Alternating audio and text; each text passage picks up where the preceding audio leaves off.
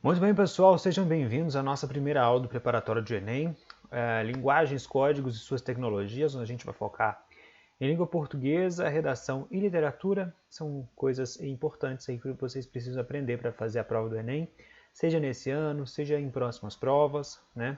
Eu já coloquei um vídeo falando sobre a importância de se fazer a prova do Enem, né? Não é uma prova obrigatória, obviamente, mas é uma prova que ela pode te abrir portas, né? Ela te dá alguns caminhos para que você consiga continuar os seus estudos, e continuar os estudos é uma coisa importante. A gente não pode esquecer que o mundo está mudando, as coisas estão mudando. Quando os nossos avós eram crianças, quando os nossos avós estavam né, na idade que vocês estão agora, os seus avós, o mundo era bem diferente, né? As pessoas que sabiam ler e escrever e fazer conta de matemática, independentemente se tivesse frequentado uma escola ou tivesse um diploma, já era uma pessoa diferenciada, porque a maioria das pessoas, né, principalmente em áreas rurais ou regiões mais pobres, não tinha condição de estudar, então quem já sabia ler e escrever já tinha um grande diferencial. Depois, né, com na geração dos nossos pais, né, e dos pais de vocês também, não que eu tenha muita diferença de idade, mas enfim, as coisas começaram a mudar bastante, né? A gente viu uma revolução na questão depois na redemocratização do país, né? Quando foi lavrada a Constituição, o estudo ele passou a ser um pouco mais valorizado, abriu-se mais escolas, né? Ah, mas escola pública é ruim, mais ou menos, tá, gente? Já foi bem pior, as coisas elas vão melhorando aos poucos, né? E para a pessoa que quer estudar, ela consegue tirar bons resultados mesmo na escola pública, com os problemas que a gente já sabe que a escola pública tem, e que o que a gente precisa fazer é trabalhar para que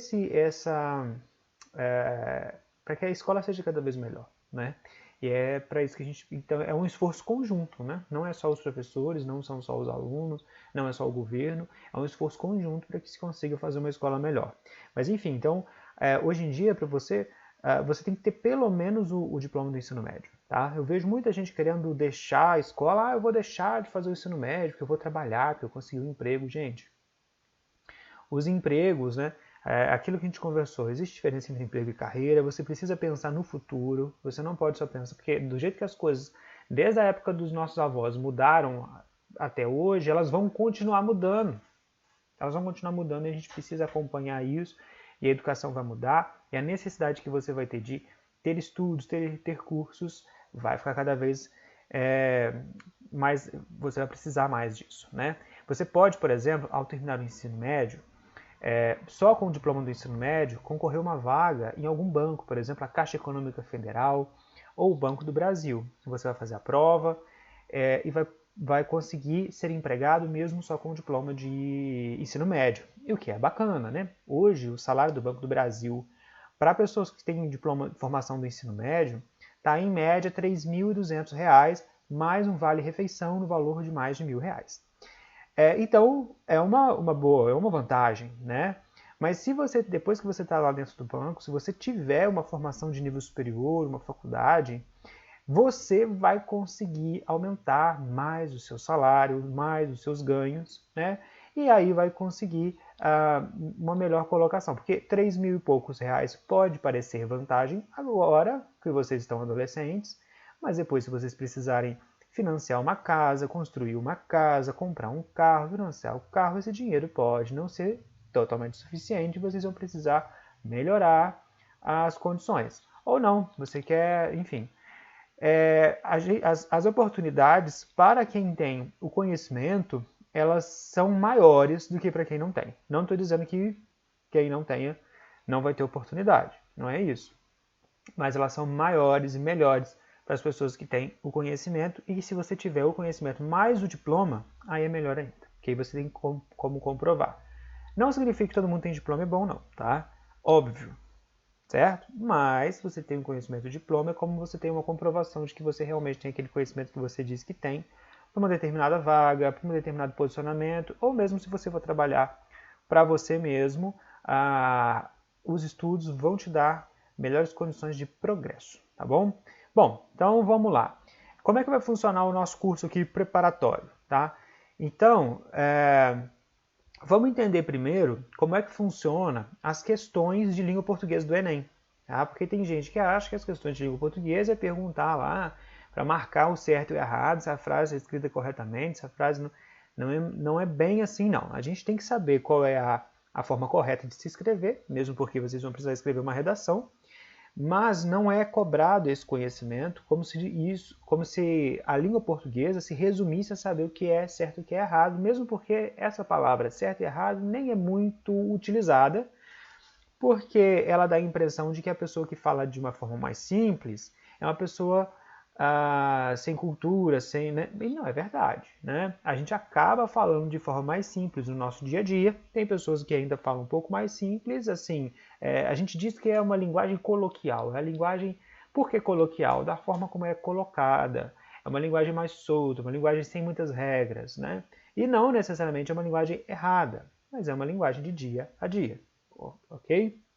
Bom, então a língua portuguesa no Enem funciona da seguinte forma: são elaboradas as questões para testar habilidades de compreensão de variados gêneros textuais, geralmente envolvem diversos conhecimentos e habilidades em uma única questão, para medir a capacidade do candidato de relacionar conhecimentos de áreas diferentes a fim de resolver um problema, né? Resolver um problema ou dar uma explicação. Então, vai testar uma habilidade sua, uma habilidade de compreensão. Bom, a gente vai colocar esse texto aqui para o candidato. E esse texto aqui, a gente faz uma pergunta sobre esse texto, que envolve os conhecimentos que ele estudou no ensino médio, para saber se esse cara consegue entender bem esse texto. Então, sempre, né, vai ter um texto, uma imagem, um cartaz, né? E quando a gente fala texto, não necessariamente precisa ser o texto escrito, pode ser uma imagem. E ali uma pergunta relacionada àquilo ali, que você vai precisar usar esses conhecimentos que a gente estuda no ensino médio. Então, o que a gente vai fazer aqui no preparatório é fazer isso, é pegar esses conhecimentos que vocês já estudam, que tem no livro, que a gente já viu na sala de aula, que tem no PET, e organizar ele de uma forma assim, ó, essas coisas são mais cobradas no Enem, entendeu? Dessa forma aqui e tal. A gente vai colocar aqui até alguns exemplos de questão, para vocês irem se acostumando com a forma como as questões são elaboradas e pedidas, tá bom? Então, por exemplo, a gente tem aqui quais são as habilidades, né, que são testadas na prova de português. Então, depende do gênero do texto que está ali. Né? Então, se for um gênero argumentativo, eles podem testar se você sabe reconhecer a ideia defendida. Porque todo gênero argumentativo, todo texto que tem uma argumentação, é para defender uma ideia. Então, eles pensam assim, vamos fazer uma pergunta sobre o que esse texto está defendendo. Né? Se ele é uma argumentação, aí vai da sua capacidade de entender que aquele texto é argumentativo. Se é um texto argumentativo, tem uma tese, ou seja, algo a ser defendido, uma ideia que precisa ser defendida. E para defender tem os argumentos. Então, quando você entende isso, você olha para o texto e já começa a separar as coisas no texto. Esse parágrafo aqui, o autor colocou um argumento de defesa. Nesse outro aqui, ele diz qual é a ideia que ele está defendendo. E aí você vai começar a entender melhor esse texto. Né? Então, é reconhecer as estratégias argumentativas utilizadas, né, que estratégia ele utilizou, reconhecer os efeitos de sentido gerados pela utilização de determinadas palavras e expressões. Muda a palavra, muda a expressão, muda o sentido, isso também é importante. Se for um gênero literário, um outro exemplo. Então, reconhecer a variante linguística e seu objetivo no texto. Como assim variante linguística? Isso é uma linguagem mais simples, né? Uma linguagem coloquial, como a gente já comentou. Se é uma linguagem dentro da norma padrão, uma linguagem escrita, uma linguagem mais próxima da oralidade. Tá? Reconhecer qual é a variante linguística, ou seja, a variedade linguística. Reconhecer as estratégias de pontuação e sua interferência no sentido do texto. Se você coloca uma vírgula em determinado lugar, ou se você tira aquela vírgula, dá uma mudança de sentido. Umas reticências, 3 pontinhos, também pode dar uma diferença de sentido. Aí eles vão fazer perguntas relacionadas com esses sentidos dentro do texto. Tá? Eu trouxe aqui uma questão do Enem de 2019 ou 2018 que diz o seguinte, né? A questão é o seguinte, tem esse cartazinho, tá? Que diz assim, seu organismo já está acostumado com açúcar, mudo aqui só um minuto, seu organismo já está acostumado com o açúcar e está difícil largar? O ideal é ir se acostumando aos poucos com cada vez menos açúcar, tá? Então aqui é esse cartazinho que parece um cartaz, mas a gente vê aqui embaixo a fonte. Sempre debaixo de uma imagem tem a fonte, ou seja, de onde aquela imagem foi retirada, que são os direitos autorais, vamos dizer assim, de onde isso foi tirado. A gente sempre tem que colocar, e quem escreve, quem redige essas questões do Enem sabe dessa regra. Então ele coloca embaixo das imagens e dos textos que ele utiliza na prova a fonte de de onde foi tirado aquele texto. Esse texto está disponível no facebook.com/minsaúde. É a conta do Ministério da Saúde do Facebook, tá? Bom, então aqui a gente já está diante de um gênero textual que ele é novo, relativamente novo, que são postagens de redes sociais, né? Por que ele é um gênero textual? Né? Porque ele exige uma determinada linguagem, uma determinada forma de se colocar as coisas, tá? E isso tudo caracteriza um novo gênero textual, um gênero textual. Então a forma como se trabalha com a linguagem para uma postagem de Facebook, né, para uma postagem de redes sociais, é diferente da forma como a gente trabalha a linguagem para outros tipos de texto, como carta, como cartaz, receita, enfim. Então percebam que quando você precisa adaptar a linguagem, a forma como você trabalha a linguagem, para escrever um determinado texto, então a gente está diante de um gênero textual. Então, as postagens de redes sociais, elas têm isso. Elas geralmente têm uma imagem, né? Não tem muita coisa escrita, senão ninguém lê. Enfim, então são formas de trabalhar a linguagem que são características daquele tipo ali de texto colocado ali na internet. Tá? Então a gente tem um gênero textual tecnológico que a gente diz que ele é com base numa tecnologia, nesse caso a internet, Facebook. Bom, a partir desse texto, a gente tem a pergunta: a utilização de determinadas variedades linguísticas em campanhas educativas tem a função de atingir o público-alvo de forma mais direta e eficaz. No caso desse texto, identifica-se essa estratégia pelo... Olha só o que a gente já estava conversando. Deu um texto, que no caso é uma postagem do Facebook, e já está pedindo para você identificar a estratégia. Aliás, não está pedindo para identificar a estratégia, ele já está dizendo qual é a estratégia. A utilização de determinadas variedades linguísticas. Então aqui a pergunta já está deixando explícito que ela está medindo a sua capacidade de reconhecer diversas variedades linguísticas da língua portuguesa e entender o porquê ela foi utilizada naquele texto e não outra. Então pensa só, por exemplo, se no lugar de uma postagem de Facebook aqui tivesse uma outra coisa, tivesse um outro texto, fosse, por exemplo, uma lei, né? O trecho da lei, o trecho da Constituição Federal, exemplo. Será que nessa lei utilizaria palavras como foram utilizadas nessa postagem? Obviamente não. Por quê? Porque é um texto mais sério, um texto muito jurídico, né? Então é um texto que exige, a lei é um texto que exige, é um gênero textual que exige que a norma padrão da língua portuguesa seja mantida. No caso da postagem de Facebook, não. Pode-se usar uma variedade de linguagens, certo? Então, aqui diz que foi usada uma variedade linguística. Para quê? Já diz que foi utilizada com a função de atingir o público-alvo de forma mais direta e eficaz. Se utilizasse palavras muito complicadas, não ia atingir o público-alvo, porque o público-alvo das postagens no Facebook é muito amplo. São pessoas às vezes, de baixa escolaridade, ou, enfim, não é para ficar usando palavra complicada nem termos complicados, certo? Então, olha só, quem pensou nessa publicação aqui do Facebook pensou assim: não vamos usar nada complicado. Vamos colocar na linguagem popular, porque vai para o Facebook e todo mundo tem que entender, né? Então é um público amplo. Por isso que ele utilizou uma variedade aqui da língua portuguesa. Tá? Aí a pergunta é, nesse texto, identifica-se essa estratégia, ou seja, de adaptar a variedade? de adaptar a linguagem pelo quê? Aí a letra A, discurso formal da língua portuguesa, você já descarta a letra A.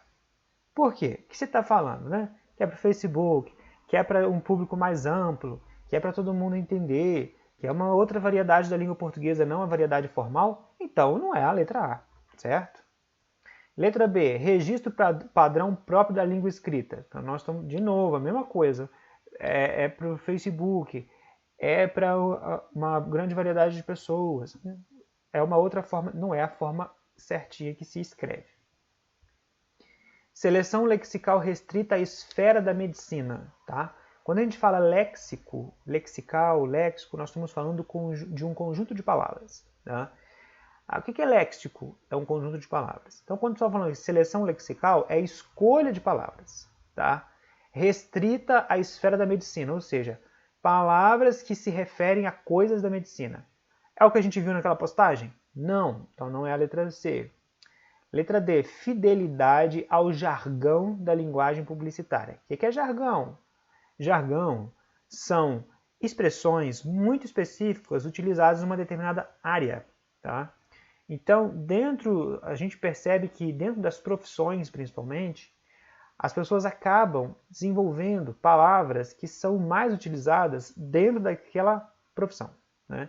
Então, dentro do marketing, da propaganda, os profissionais dessa área costumam utilizar muitos termos em inglês, por exemplo, muitas expressões que só eles usam, quer dizer, não só eles, mas basicamente eles mais utilizam dentro da publicidade. Né? A gente ouve muito mote, que são aquelas frases temáticas para uma campanha de publicidade, para uma propaganda, eles utilizam. Slogan, são palavras assim. Isso a gente chama de jargão. Tá? Jargão são essas palavras e termos mais utilizados em um determinado ambiente, uma determinada esfera, né? Vamos dizer assim, que nesse caso é da profissão. A gente viu isso naquela postagem?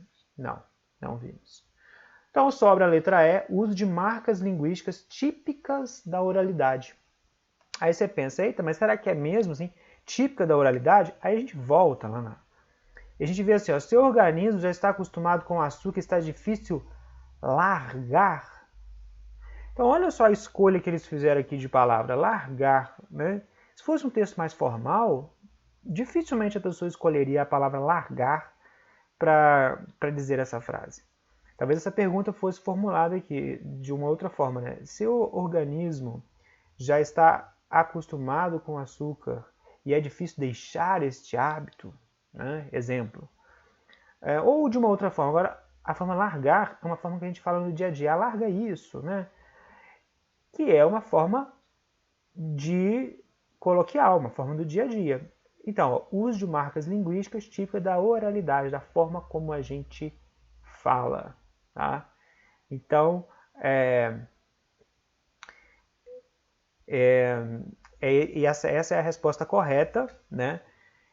E isso fica muito claro quando a gente entende ali o que a pergunta está exigindo da gente, né? Qual conhecimento a gente precisa para responder, e aí a resposta meio que brilha na nossa frente, né? Bom, se vocês acharam... essa pergunta não é muito difícil, tá? Mas se vocês acharam complicado, não se preocupe, porque o preparatório aqui justamente é para ir eliminando essas complicações e vocês entendendo melhor como é que funciona essas questões. Tá? Qual vai ser o nosso método de estudo, então? A gente vai partir do micro e para o macro. Micro e para o macro. Então nós vamos começar na análise de palavras, depois composição de frases e expressões e por fim blocos de textos de diferentes gêneros. Como assim? Então, micro são coisas pequenas, né? Macro são coisas grandes.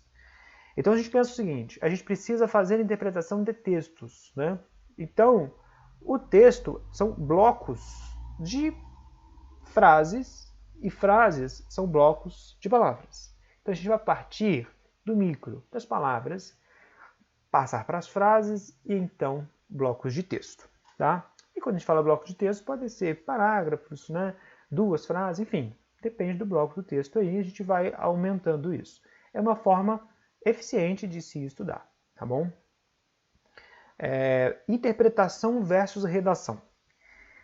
olha só que interessante. Na interpretação, nós captamos as ideias que estão registradas ali naquele texto através de diversas linguagens. Por que diversas linguagens? Porque o texto, ele não necessariamente precisa ser só palavras, né? Pode ser palavras escritas, pode ser uma tabela, um gráfico, um desenho, uma imagem, uma foto que vem acompanhando aquele texto. São tipos diferentes de linguagens, tá? E para a gente interpretar, a gente combina todas essas linguagens que estão sendo usadas ali naquele texto para extrair desse texto a ideia. Pô, qual é a ideia aqui, né?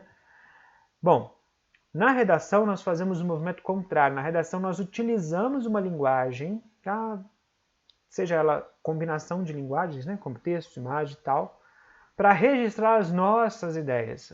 A gente faz o caminho inverso. Tá?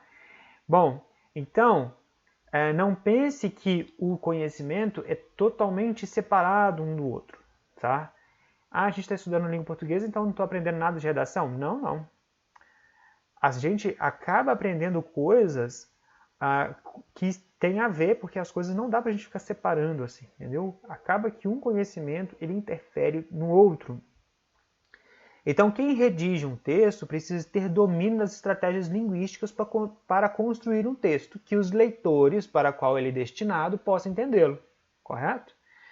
Então, se você domina as estratégias de interpretação, né, dominar essas estratégias de interpretação e a variedade formal da língua portuguesa, é um primeiro passo antes de aplicar as estratégias de redação. É por isso que no nosso cronograma eu coloquei essas análises de língua portuguesa aqui que a gente vai fazer antes de entrar no assunto da redação. Então eu coloquei lá primeiro a parte de língua portuguesa, depois a parte de redação e depois a parte de literatura. Por quê? Justamente para seguir esse fluxo. A gente vai primeiro estudar estratégias de interpretação, né? Para depois a gente conseguir dominar essas estratégias de interpretação e depois a gente conseguir praticar a redação. Na redação, né, aprender a redigir e a montar o texto, deixar o texto pronto.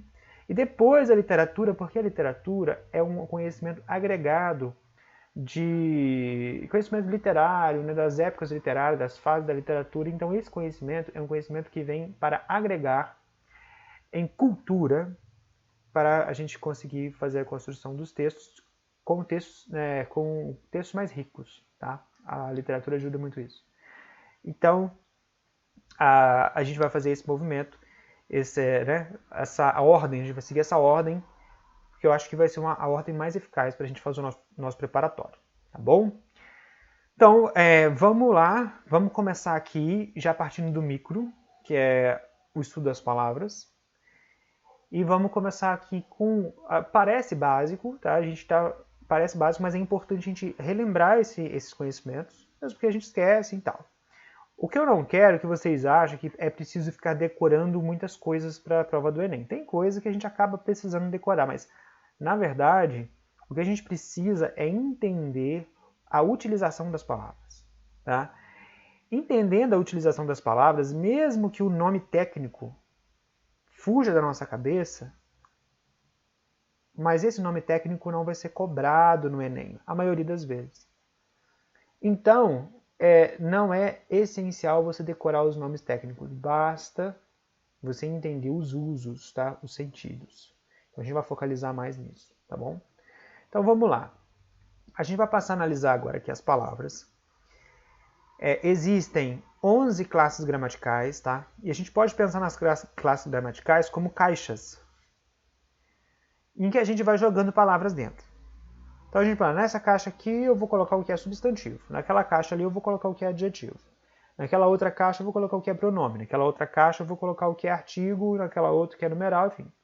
Se a gente fosse fazer isso, colocar palavras em caixas, para a gente separar elas, a gente ia precisar de 10 ou 11, tá?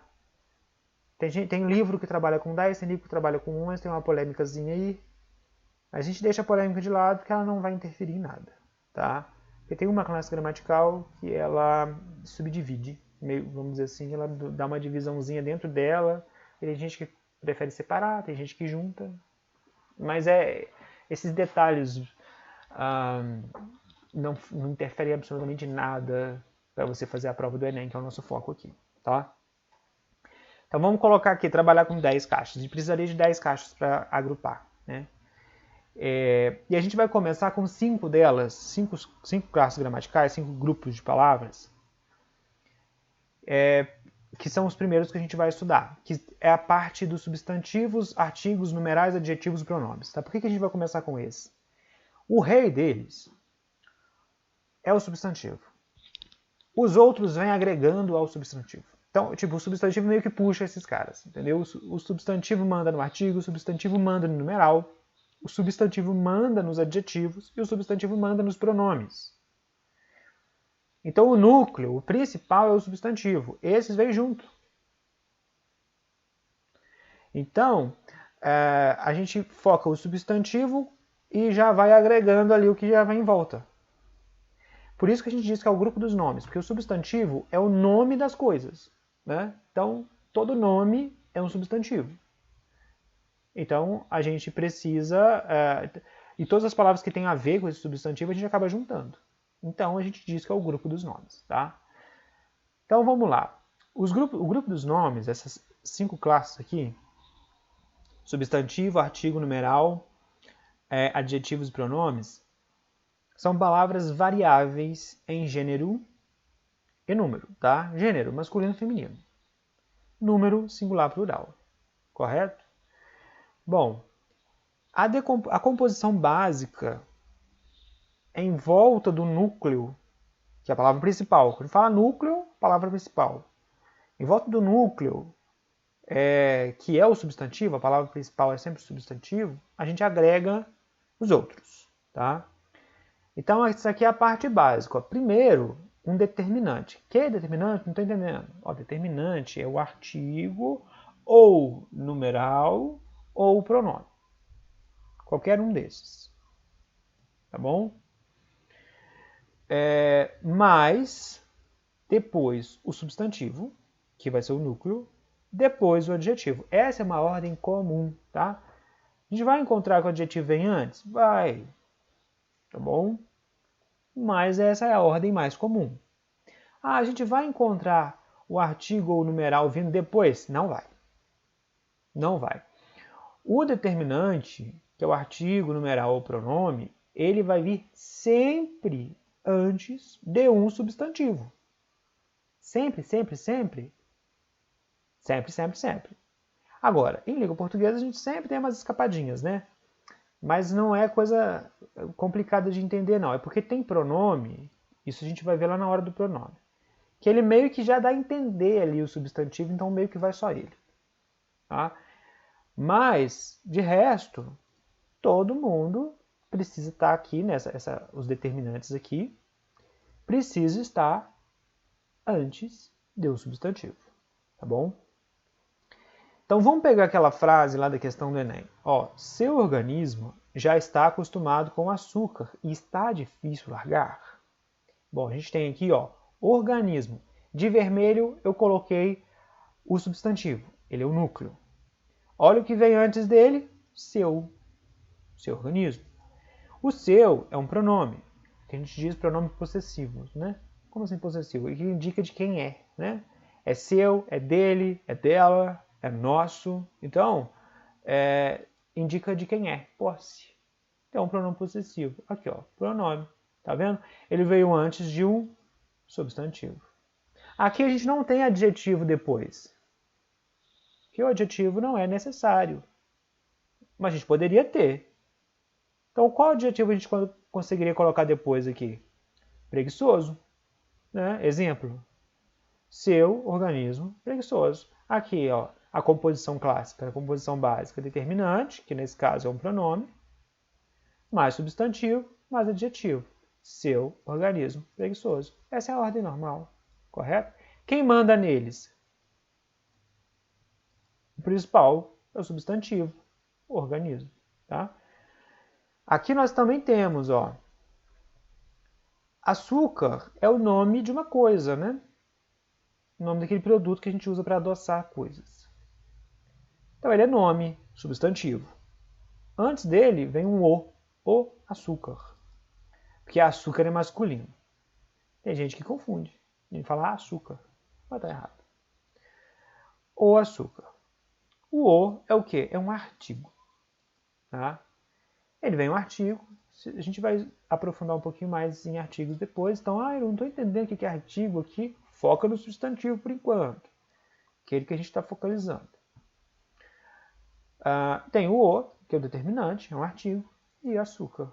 Aqui não tem o adjetivo, mas poderia colocar maléfico, branco, o açúcar branco, sei lá, qualquer adjetivo que fosse uma característica do substantivo, que ele é o principal. Então percebam que se eu tirar o determinante e o adjetivo, dá para entender. Estranho às vezes, mas dá para entender. O organismo já está acostumado com açúcar. Agora, se eu tirar o substantivo, aí que você não entende nada. Seu já está acostumado com o. Eita, não dá para entender. Viram como é que o substantivo é o principal? Eu estou em dúvida do que é o substantivo. É o principal ali, tá? O principal nessa composição, né? Nesse bloco. Mas professor, aqui tem um monte de outra palavra. O que são essas outras palavras? São outras classes, tá? Vocês já viram algumas, né? Tipo, nós temos aqui um verbo, né, tal. Mas agora nós estamos olhando, analisando esses 5 primeiros aqui, tá? Então a gente vai por parte para não ficar confundindo tudo ao mesmo tempo, tá bom? Então percebam que o substantivo, que é o nome das coisas, ele é o principal, tá? Nesse grupo de 5 palavras. As outras vêm sempre acompanhando ele, ó.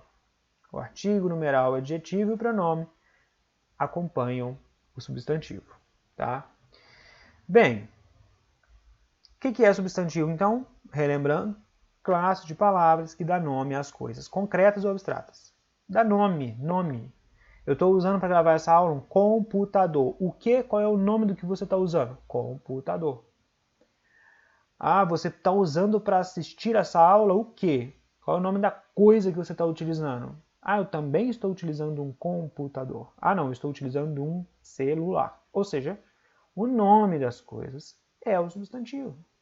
Qual é o nome da coisa que a gente mora dentro dela?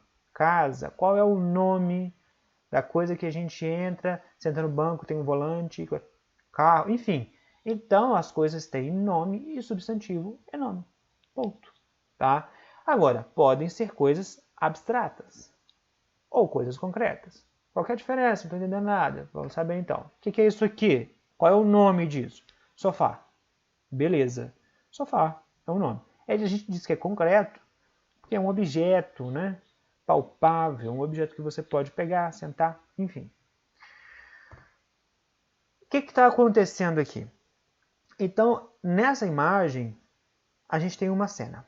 A gente tem pessoas brigando, né? Um cara querendo dar paulada no outro, uma baixaria só. Mas veja que a gente tem um nome para essa coisa que está acontecendo. É uma situação, uma coisa que está acontecendo. Não é um objeto. Entenderam? Não é um objeto de uma faca, um garfo, um sofá. Não, é uma coisa que é uma coisa que tem um nome que está acontecendo aqui. Esses são os substantivos abstratos. Tá? O que está acontecendo aqui? Brigar. O nome da coisa que está acontecendo aqui é briga. Ou seja, briga é um substantivo abstrato. Por quê? Porque ela não é uma coisa concreta, não é um objeto. Ela é uma situação, ela é um acontecimento. Tá? Então, coisas abstratas são acontecimentos. Existem no momento em que estão acontecendo. Depois não existe mais. Depois que acabou a briga, onde está a briga? Foi no passado. Correto? Antes da briga acontecer, onde estava a briga? Ainda não existia. Então, a briga é o acontecimento ali naquele momento de acontecido. Tá bom? E também são os sentimentos.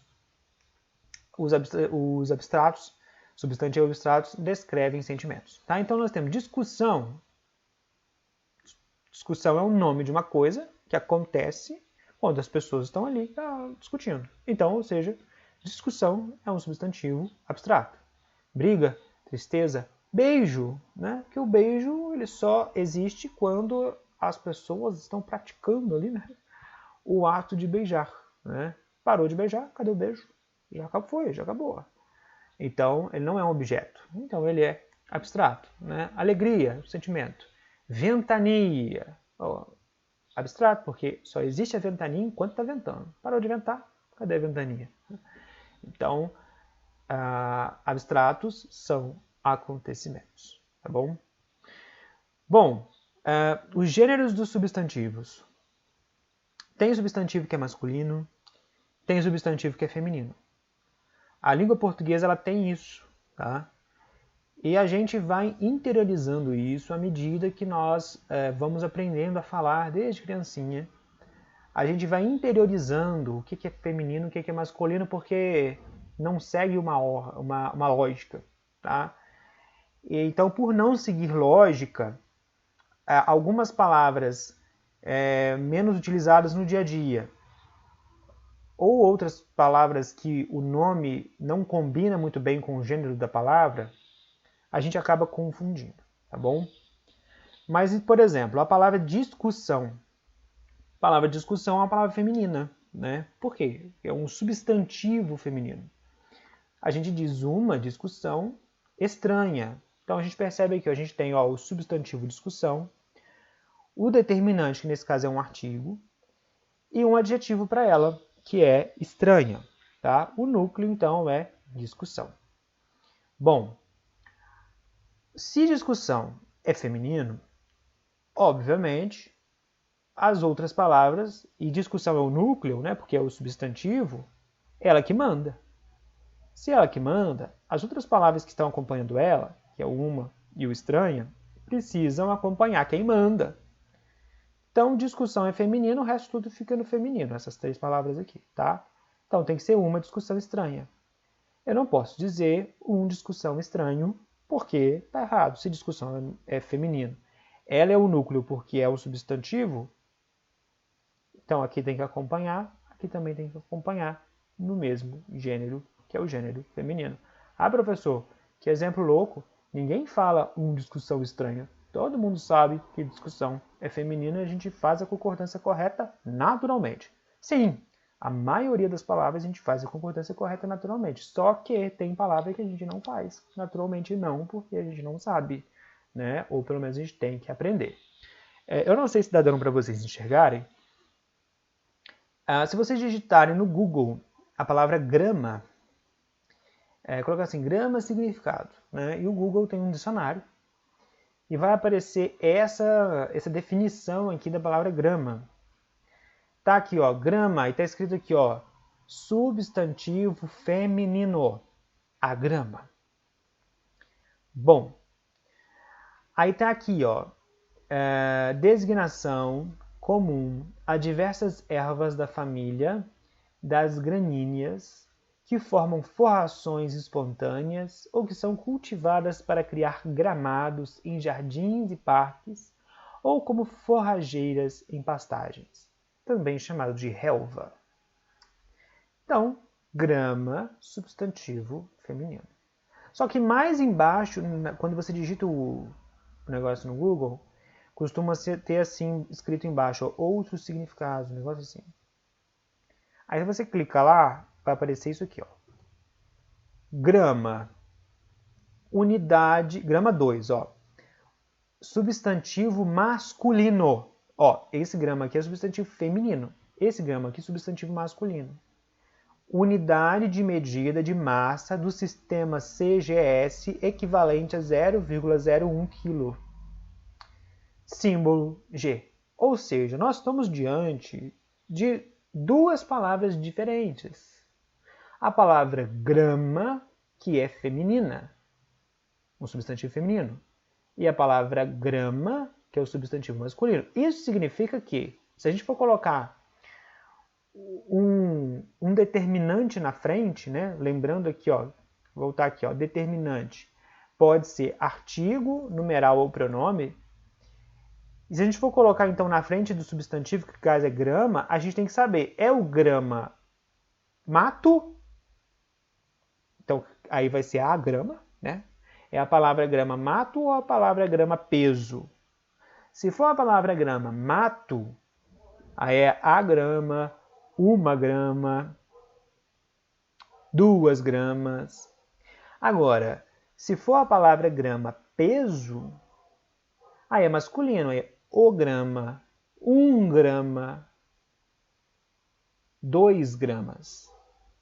Sacaram? Por quê? Porque são palavras diferentes. Ah, professor, como são palavras diferentes se elas são escritas e faladas igualmente? O que determina é o significado. Mudou o significado, mudou a palavra. Tá? Nesse caso, a gente diz que são palavras homônimas, ou seja, escreve igual, fala igual, mas elas são palavras diferentes porque têm significados diferentes. Tá? Ah, eu tenho que decorar esse troço de homônima? Não. Basta saber que existe. Tá? E não vai cobrar o significado de homônimos. Estou falando a título de curiosidade. Tá? Como que vai cobrar, então, esse tipo de conhecimento? Como que poderia ser cobrado numa prova esse tipo de conhecimento?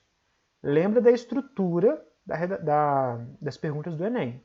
Um texto e aí uma pergunta relacionada àquele texto para testar sua habilidade. Aí eu trouxe aqui, isso aqui não caiu no Enem não, tá, gente? É que eu lembrei, no momento que eu estava preparando aqui a aula, eu lembrei daquela letra de funk da Ludmilla, né? Eu não vou colocar a música aqui porque o YouTube ele é enjoado com música, ele corta o vídeo porque direitos autorais, enfim, uma coisa louca aí. Mas eu lembrei, e mesmo que é uma letra meio feia. Mas enfim, porque a Ludmilla ela fez uma brincadeira com essa palavra, tá? Então, todo mundo conhece, quem não conhece, enfim, não está perdendo nada também, mas ela diz o seguinte: eu fiz um pé lá no meu quintal. Estou vendendo a grama da verdinha a R$1. Aí você pensa assim, né? Grama. Se for grama peso, tá errado. Tá errado porque grama peso é substantivo masculino, então deveria ser o grama. Correto? Mas se for grama verdinha, mato, aí tá certo, porque grama, mato é feminino, então a gente coloca o artigo concordando aqui, ó, a grama. Será que a Ludmilla queria dizer peso e aí ela errou? Não sei, né? Vai ver que a Ludmilla não fez no ensino médio. Ou a Ludmilla está falando de mato mesmo. Aí a gente percebe aqui a sacada. Isso aqui foi colocado de propósito. Tá? Por quê? Já que tem essa confusão grama-peso, o, e grama-mato, a, e a gente sabe, né, que ela quando fala de verdinha, no pé, ela está falando de uma planta, né? A cannabis, a famosa maconha. Tá? Ela não fala diretamente esse nome na letra da música dela, mas todo mundo sabe que ela está fazendo essa referência. Né? Então quando ela coloca aqui a grama, né, para de início a pessoa achar que é peso, na verdade ela está se referindo ao mato, na verdade ela está se referindo à planta. Maconha não é uma grama, uma planta do tipo de grama. Tá? Porém, isso é um conhecimento biológico, né? Um conhecimento da área da biologia e da botânica. Ela está associando a planta, né, ao mato, por isso ela utilizou a palavra grama, parecendo que é o peso com essa concordância. Ou seja, ela fez uma brincadeira, ficou um duplo sentido aqui. Tá? Ficou um duplo sentido. Se for, então a gente percebe que a autora ela utilizou a concordância de gênero aparentemente equivocada para dar um duplo sentido à letra. Ou seja, ela fez uma brincadeira de sentido. Tá?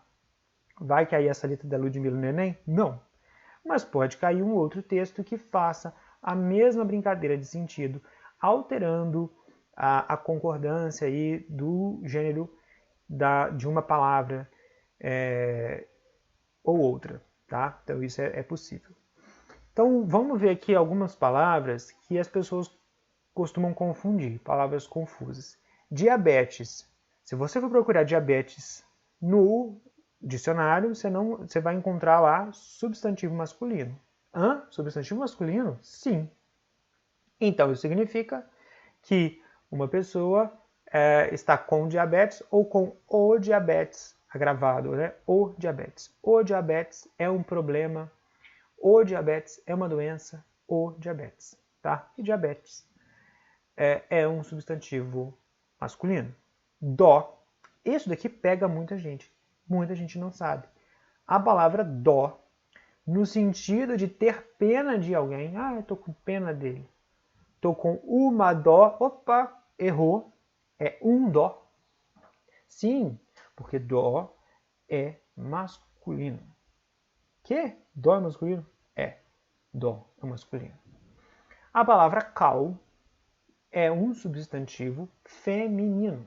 É o nome daquela coisa branca, é feminino. Ah, é feminino? Uhum. Então você tem um saco ali com cal, é a cal.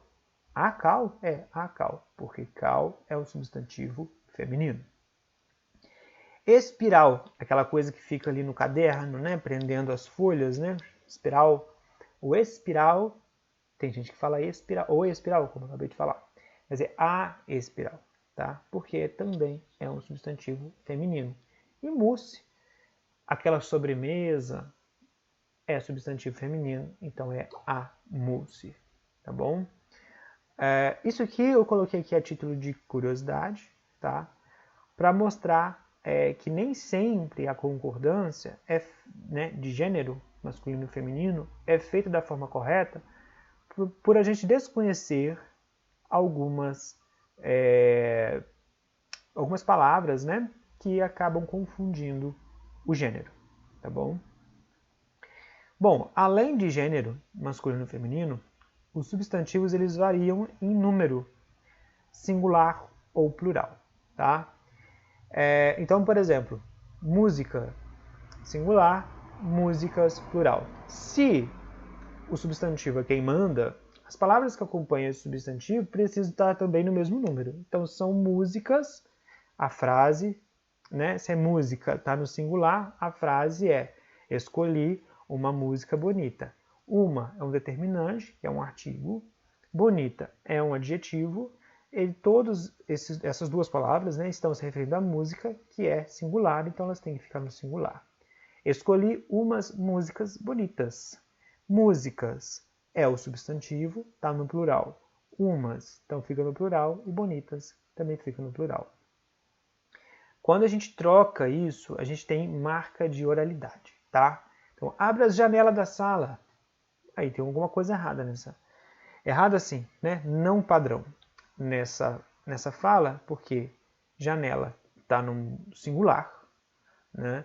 E as, que é o determinante aqui, que é um artigo, deveria ser a janela. Porque, né? Ou então coloca tudo no plural, as janelas. Mas a gente percebe muito isso na fala do dia a dia, que as pessoas acabam colocando a concordância, né, de número do substantivo muito errado, né, muito fora do padrão, né, vamos colocar assim. E isto é uma marca de oralidade. Essa marca de oralidade, o que significa isso? Tá? Marca de oralidade é quando você escreve próximo da forma como se fala. Então, quando você deixa a escrita muito próximo daquilo que a gente fala no dia a dia, você tem marca de oralidade. E esses erros de concordância, eles acabam mostrando que o que está escrito está bem próximo do falado, então é marca de oralidade. Eu trouxe aqui uma frase que tem muitas marcas de oralidade. Você sabe, aqui na comunidade quem dita as regras somos nós. Então olha só, o que a gente tem aqui? Uma linguagem coloquial, que é uma linguagem bem despreocupada de regras, tá? Linguagem coloquial, linguagem sem preocupação de regras. E a gente tem marcas de oralidade, como concordância não padrão. Ou seja, aqui, ó, regra está no singular. Se regra é um substantivo, né? Então, o as não poderia estar com essa aqui, deveria ser dita a regra. Ou então, as regras. Né? Somos nós. Então, aqui a gente tem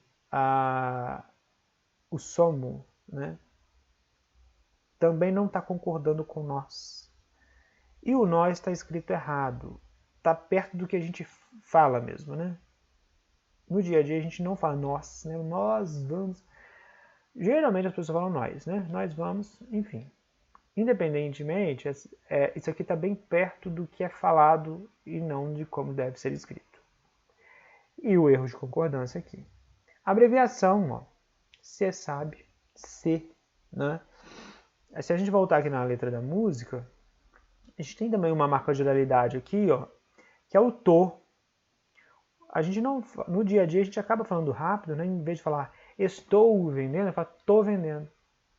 Esse tô, quando a gente escreve ele, né, para escrever seria estou, a gente põe esse tô, é uma marca de oralidade, ou seja, a gente faz uma abreviação, aproximando o escrito da forma como a gente fala. O que é isso? Marca de oralidade.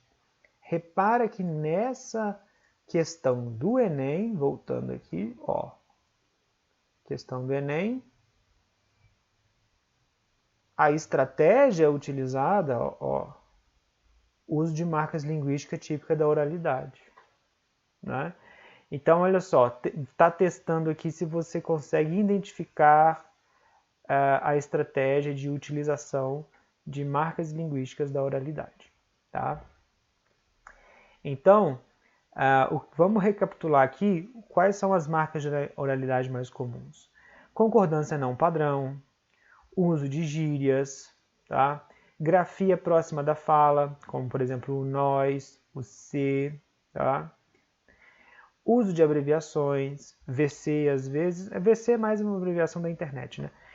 Na fala a gente fala C, né? Enfim.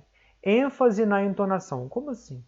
Porque falas têm sentimentos, falas têm entonação, mais bravo, mais irritado, mais calmo, mais manso. Como transmitir isso na hora de escrever? Então a gente tem algumas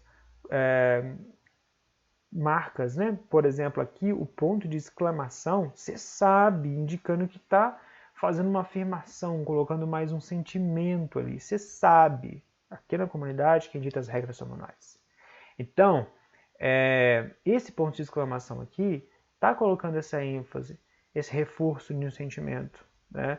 Então, também é considerado uma marca de oralidade. Tá? Então, veja só que uma pergunta no Enem e uma análise do micro, que é da palavra, partindo para a frase, partindo para o bloco de texto, a gente consegue tirar várias lições, tá bom? Bom, na próxima aula, por hoje é só, e na próxima aula a gente vai continuar falando sobre as palavras, tá? E aí a gente vai focalizar aqui nessas que ficaram um pouquinho desfocadas hoje, que são os determinantes e os adjetivos, e aí a gente já passa para as próximas classes gramaticais, para a gente avançar nos nossos estudos, tá bom? Eu vou deixar links de um material complementar, que na verdade são outros vídeos mais técnicos de professores explicando o que é o substantivo, o que é o artigo. Se você quiser assistir para na próxima aula você já trazer esse conhecimento para a aula, vai ser interessante também. Vou deixar tudo postado, tá bom? Obrigado pela companhia e até a próxima aula.